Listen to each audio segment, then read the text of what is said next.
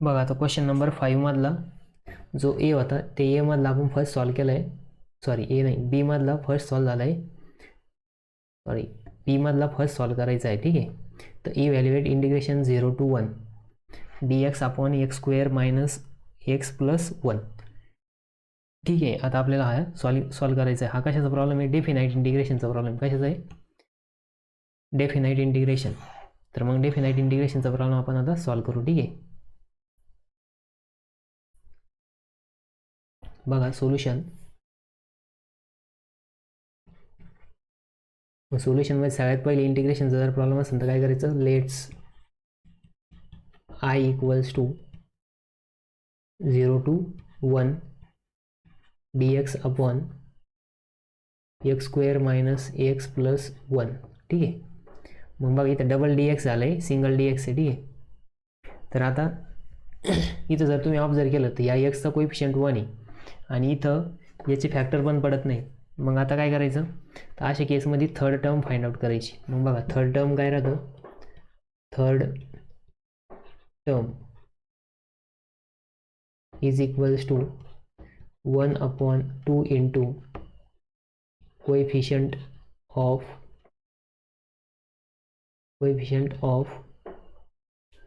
X. मग coefficient of x bracket square. ठीक आहे, मग कोएफिशिएंट ऑफ एक्स किती आपला इथं? 1/2 इंटू -1 ब्रॅकेट स्क्वेअर. म्हणजे इथं किती येणार? -1/2 ब्रॅकेट स्क्वेअर. -1/2 ब्रॅकेट स्क्वेअर म्हणजेच काय? 1/4. ठीक आहे, मग इथं काय? Third term. मग बघा थर्ड टर्म आली आपली, थर्ड टर्म. ठीक आहे, मग थर्ड टर्म इक्वल्स टू आलं आहे 1/4. मग आता ही थर्ड टर्म काय करायची? तर ह्या इक्वेशन नंबर, याला वाटलं तर इक्वेशन नंबर 1 म्हणा. ठीक आहे, या इक्वेशन 1 मध्ये ॲड करायची आणि सबस्ट्रॅक्ट पण करायची डिनॉमिनेटरला. मग इथं काय करायचं? Adding and subtracting third term in equation 1. ठीक आहे, इक्वेशन 1च्या डिनॉमिनेटरला करायचं बरं. ठीक आहे, मग आय इक्वल्स टू काय येणार? I equals to integration 0 to 1 dx upon, ठीक आहे, dx upon x square minus x plus 1. मग हे ऑलरेडी डिनॉमिनेटरला आहे, याच्यामध्ये काय करायचं? एकदा -1/4 आणि +1/4. ठीक आहे, हे काय करायचं? एकदा ॲड करायचं, एकदा सबस्ट्रॅक्ट करायचं. मग बघा आपण एकदा आता ॲड केलं, ही इक्वेशन काय करायचं? रिअरेंज करून लिहायचं. ठीक आहे, प्लसची टर्म ह्या बाजूला घेऊ आपण. मग इथं काय येणार? I is equals to integration 0 to 1 dx upon x square minus x plus 1. मग आता इथं काय करा? हा जो +1 आहे याला आपण इकडे साईडला घेऊ आणि इथं पहिले काय लिहू? 1/4 लिहू. ठीक आहे, हा एक 1/4 इथं लिहिला, त्याच्यानंतर हा +1 इथं लिहिला आणि -1/4 इथं लिहिला. ठीक आहे, आपण काय केलं? रिअरेंजमेंट केली.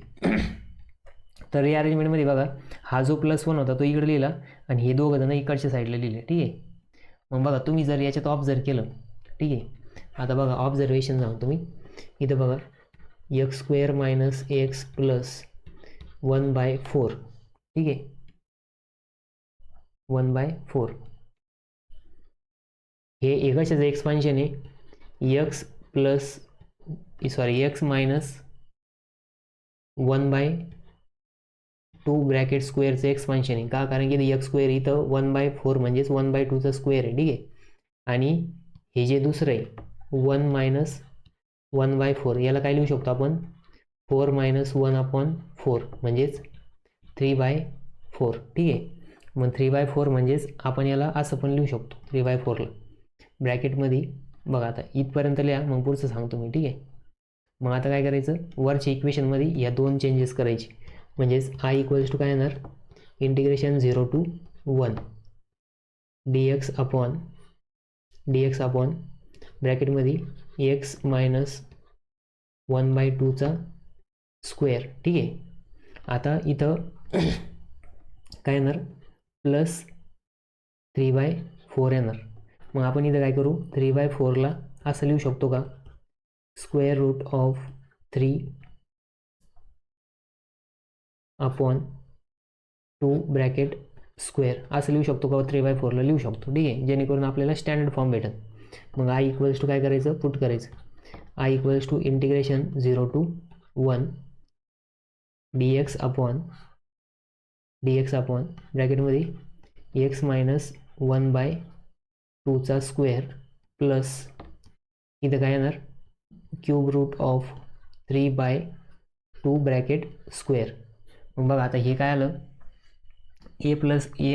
बघा हा स्टँडर्ड फॉर्म आला कशाचा integration 0 to a dx upon x square plus a square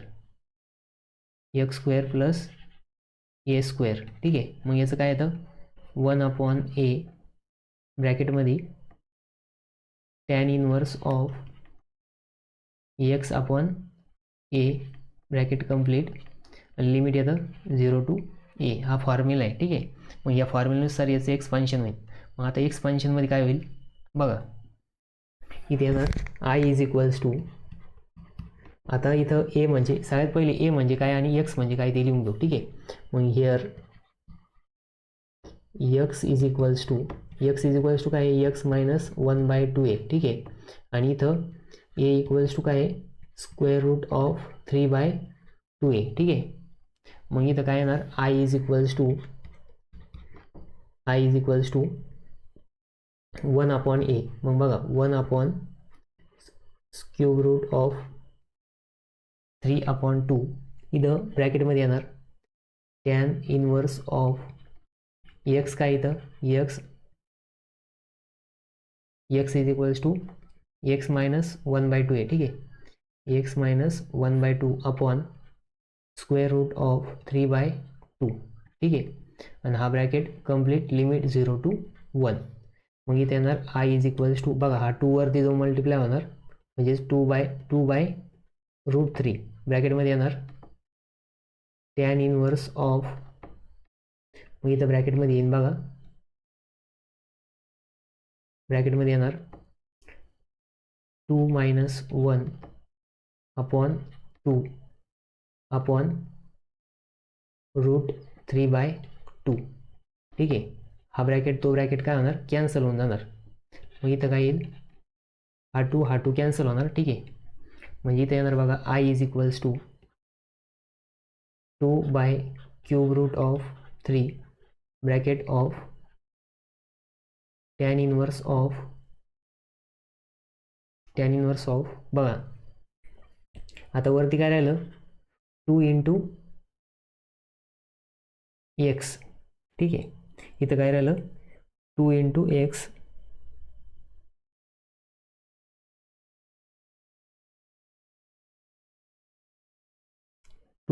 x minus 1 upon cube root of 3 राहिलं. ठीक आहे. मग आता काय करायचं लिमिट ॲप्लाय करायची. ठीक आहे. मग लिमिट ॲप्लाय करताना काय होणार 2/क्यूब रूट ऑफ 3 मग इथे येणार टॅन इनवर्स ऑफ आता 2 × 1 2 minus 1 upon cube root of 3 होणार. ठीक आहे. मायनस टॅन इनवर्स ऑफ आता इथं 2 × ब्रॅकेटमध्ये 0 येणार -1 अपॉन क्यूब रूट ऑफ 3. ठीक आहे. हा ब्रॅकेट कंप्लीट म्हणजे इथं येणार two by cube root of 3 bracket of tan inverse of बघा टॅन इनवर्स ऑफ मग इथे येणार 2 - 1 अपॉन क्यूब रूट ऑफ 3. ठीक आहे. Minus tan inverse of -1 upon cube root of 3. ठीक आहे. मायनस का आलं कारण की 2 × 0 0 -1/3. मग हा मायनस आणि इथला मायनस काय होणार प्लस होणार. ठीक आहे. म्हणजेच आय इक्वल्स टू काय येणार बघा आय इक्वल्स टू हा two by cube root of 3 as it is मध्ये काय आलं तर tan inverse of one by cube root of 3 minus काय होईल प्लस होईल म्हणजेच टॅन इनवर्स ऑफ 1/3, ठीक आहे. म्हणजे तिथं आय इक्वल्स टू येणार 2³ आणि इथे येणार 2 times tan inverse of 1/√3 bracket complete, ठीक आहे. मग इथे येईल हे फायनल आन्सर, हे काय येणार आहे फायनल आन्सर येणार, ठीक आहे. हा प्रॉब्लेम थोडासा वेगळा होता, वेगळा म्हणजे याच्यात काही वेगळं नव्हतं, बट थोडंसं एक्सपान्शन जास्त होतं, ठीक आहे. 3 मार्कसाठी आलेल्या पेपरमध्ये सोपा प्रॉब्लेम आहे.